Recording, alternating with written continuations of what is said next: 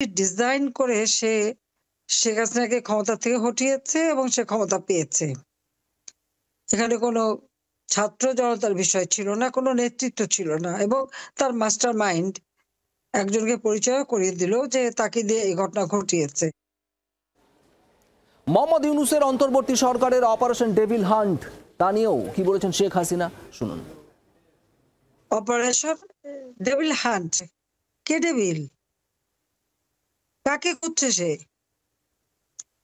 যারা পুলিশকে হত্যা করে, আওয়ামী লীগ নেতাকর্মী হত্যা করে, ছেলেকে না পেলে মাকে হত্যা করে, মাকে গ্রেপ্তার করে, ছোট 10 বছরের বাচ্চার সামনে এবং 3-4 বছরের বাচ্চার সামনে যে বাড়ির মধ্যে তাণ্ডব করে, এমনকি পুলিশ ডিউটি করতে পারে না, তাদের চেকিং করে তারা।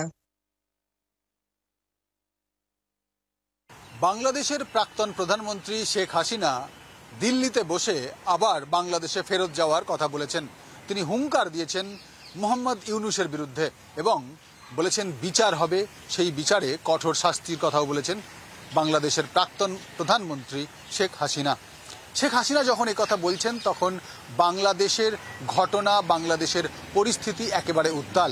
আর এই পরিস্থিতিতে ভারতে নয়াদিল্লিতে বাংলাদেশের বর্ডার গার্ড বাংলাদেশ এবং পাশাপাশি বিএসএফ তারা একটি